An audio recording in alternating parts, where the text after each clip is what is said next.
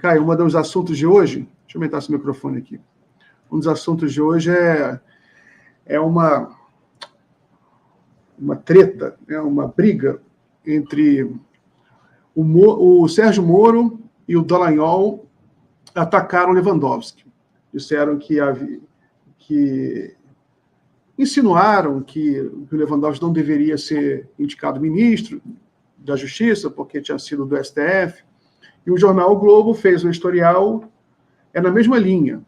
Na mesma linha, até a Glaze, até a indicação de Lewandowski expõe contradição petista sobre Moro.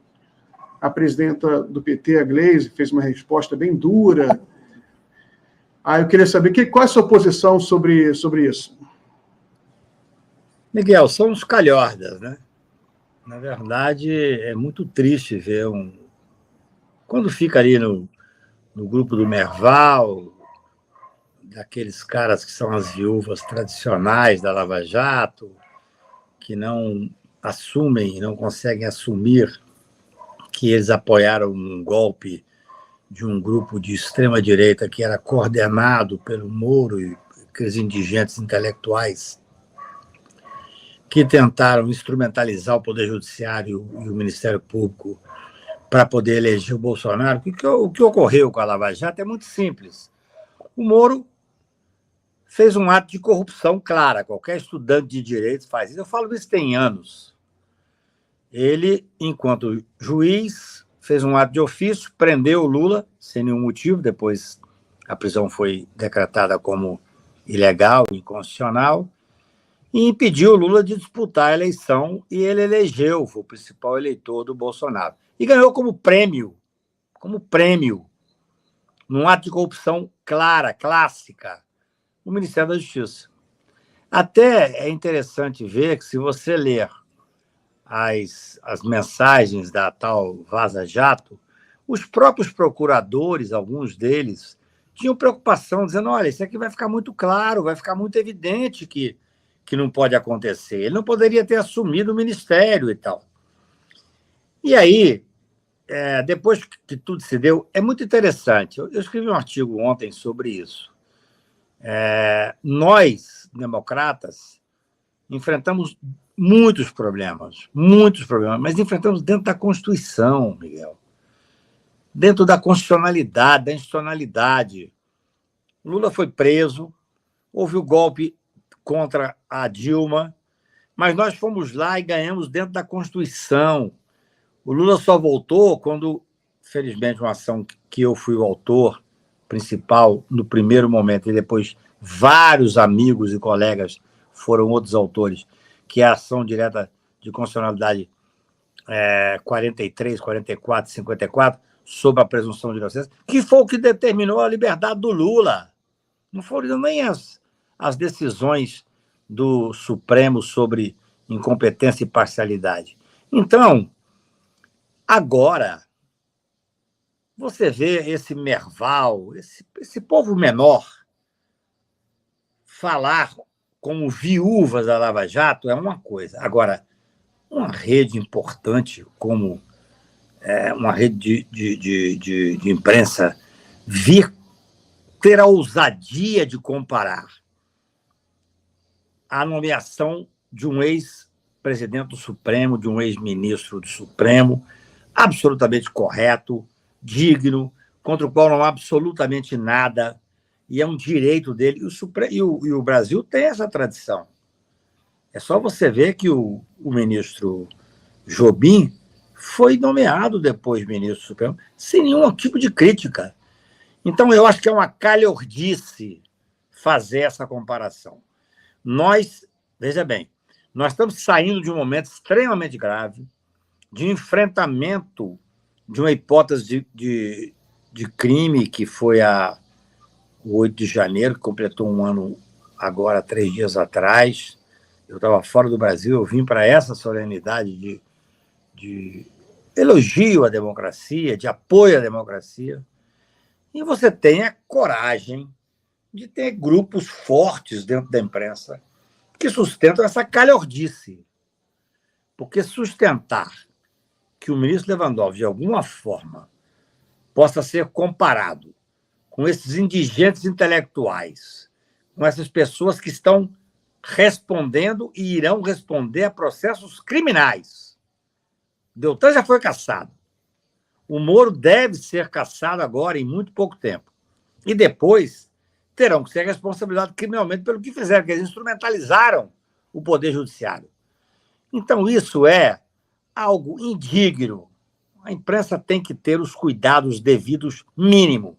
Nem vou falar dessas pessoas que eu já citei o nome aqui, infelizmente, não gosto nem de citar o nome deles por profilaxia bucal, mas quando eu vejo isso num grupo forte, como é esse grupo de imprensa, eu fico espantado. O que eles querem? Eles querem afrontar o Poder Judiciário? Eles querem afrontar a democracia? É inexplicável, inadmissível, e nós temos que nos manifestar. Muito bem. Você sabe que esse editorial do Globo, ele foi escrito muito claramente a pedido do Merval Pereira, porque eles mencionam o Merval Pereira no editorial. O Merval é uma pessoa que não deveríamos falar sobre ele. Ele não merece ser citado. Ninguém o lê. Ele escreve mal, mas ele é presidente da Academia Brasileira de Direito. O Merval é muito interessante. Desculpa, Miguel, te falar isso. Mas, às vezes, assim, eu tenho grupos que têm vários amigos, entre aspas, do Merval. No particular, eles me relatam o solene desprezo por ele. O solene desprezo. É muito engraçado. Eu vejo, vez ou outra, a Globo News e tem lá vários amigos que estão na sala com ele. Eu passo no particular assim. Você devia ter um adicional de insalubridade, porque é algo raivoso. Ele é medíocre. Como é que ele pode, a essa altura, vir atacar o ministro Lewandowski? Desculpa ter te interrompido, mas é porque o Brasil tem que se libertar de certos fantasmas, sabe, Miguel? Porque senão nós continuaremos. Veja bem, começo de ano, cada um tem o que ler, cada um tem uma... Claro, cada um de nós tem as suas prioridades. Como é que eu vou? Eu não leio Cidadão, até porque escreve muito mal, mas é impressionante ver a repercussão que consegue ter num grupo forte como com a mediocridade que tem, e com essa comparação absolutamente esdrúxula e criminosa, indigna para o ministro Lewandowski. Desculpe. Cacaio, você foi ao evento, a cerimônia no Senado do 8 de janeiro, né? Eu vi você lá, eu vi que mostraram os bastidores. O Cacai estava até aqui no programa, porque a gente mostrou umas cenas, a gente viu você lá. Como é que foi? Qual é a impressão que você teve desse evento? Qual a importância dele? Miguel, eu estava fora do Brasil, não queria voltar naquele momento, mas eu fiquei muito sensibilizado porque o convite foi feito. Eu moro em Brasília há muitos anos, eu não vou, em regra, a eventos, eu não vou em posses, eu não gosto muito disso. Mas eu recebi um convite do presidente da República e do presidente do Senado Federal, assinado pelo presidente da República, pelo presidente do Senado e pelo ministro Luiz Roberto Barroso do Supremo. E aquilo me impressionou, me sensibilizou. Eu estava em Florença, eu falei, eu vou voltar. Eu acho que é um momento histórico, assim, nós que resistimos tanto, eu acho que é um momento muito interessante da gente poder dizer que estamos do lado certo, que fizemos um enfrentamento. Eu tenho dito, e já disse a você, escrevi várias vezes sobre isso, que aquele 1º de janeiro, que foi a posse do Lula, foi algo que me impressionou muitíssimo. Assim, eu estava lá dentro do Palácio, vendo o Lula subir a rampa com os invisíveis sociais, e como eu enxergo pouco, eu não tenho um cego de um olho, eu não tenho noção de profundidade, eu tinha noção de que todo aquele povo que estava lá atrás estava subindo a rampa. Foi um momento mágico, um momento lindo, em que o Brasil tomava posse dele mesmo. 8 dias depois, uma tentativa de golpe. E a resistência foi muito interessante, e veio de todos os lados, né? Assim, eu estava aqui em Trancoso, eu estou em Trancoso agora, e eu falei várias vezes com vários ministros e discutindo o que podia ser, o que não podia ser, todo mundo contra a GLO. Mas o mais importante é que houve, no meu ponto de vista, naquele momento, o dia 1º foi a posse do Brasil, a posse que nós tomamos posse, o povo tomou posse do país, e no dia 8 foi a posse da democracia, a resistência, né? Aquele ato do Lula ter voltado de Araraquara e ter ido no outro dia, dia 9, a pé, andando para o Supremo Tribunal, com todos os ministros supremos, vários ministros supremos, presidentes de partidos, governadores de Estado, e entrar no Supremo Tribunal, aquilo foi muito simbólico e muito emocionante. Eu falei no dia 9 com alguns ministros que estavam dentro do Supremo, as pessoas estavam chorando, Miguel. Quer dizer, é uma forma de mostrar que nós não vamos permitir que esses calhordas assumam de novo a hipótese de um golpe. Então, eu acho que tudo isso é muito simbólico, muito simbólico. Quando marcaram esse dia 8 agora, eu acho que eu moro em Brasília, eu não vou em posse, não vou em festa, não gosto disso, mas eu voltei para ir. Eu achei que era simbólico. Eu voltei, não tem nenhuma importância na fila do pão. Quer dizer, eu voltei por mim mesmo, que eu queria estar lá vendo, entendeu?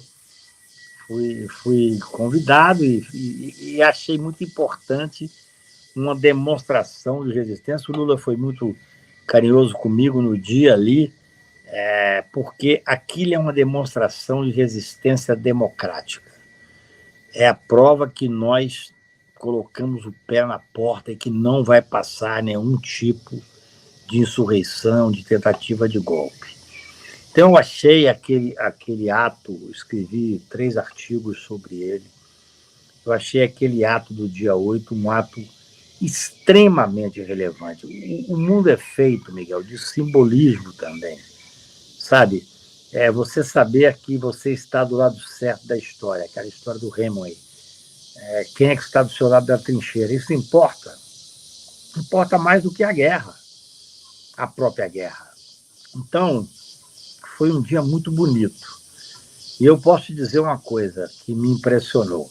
Eu tenho escrito muito, cobrado muito, debatido muito, que se nós não tivermos a responsabilização dos financiadores, dos políticos, daqueles que coordenaram a tentativa de golpe, especialmente os militares e a família Bolsonaro, vai ser uma frustração enorme para o país, com a possibilidade de deixar ainda em aberto a hipótese de um novo golpe. Essa é a realidade.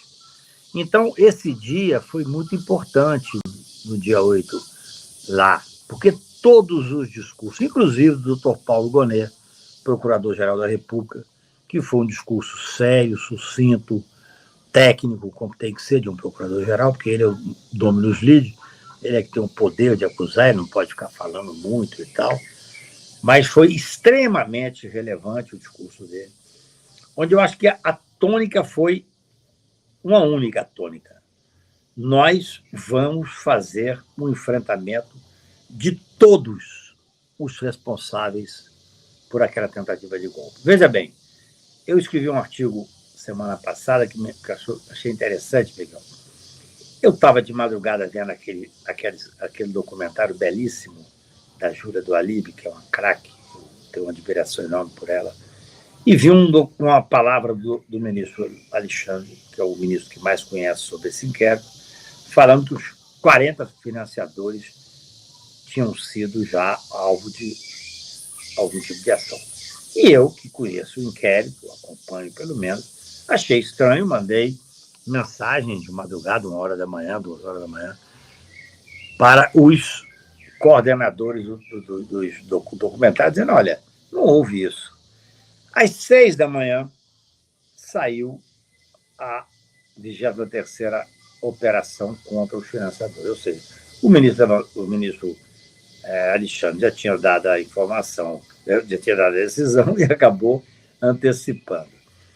E eles disseram coisas muito importantes e relevantes. O que eles disseram? Ele, ministro Alexandre, o procurador-geral da República, os ministros demais que falaram, todos serão responsabilizados de acordo com a sua culpabilidade. É o que nós esperamos. É assim que se dá no Estado Democrático de Direito.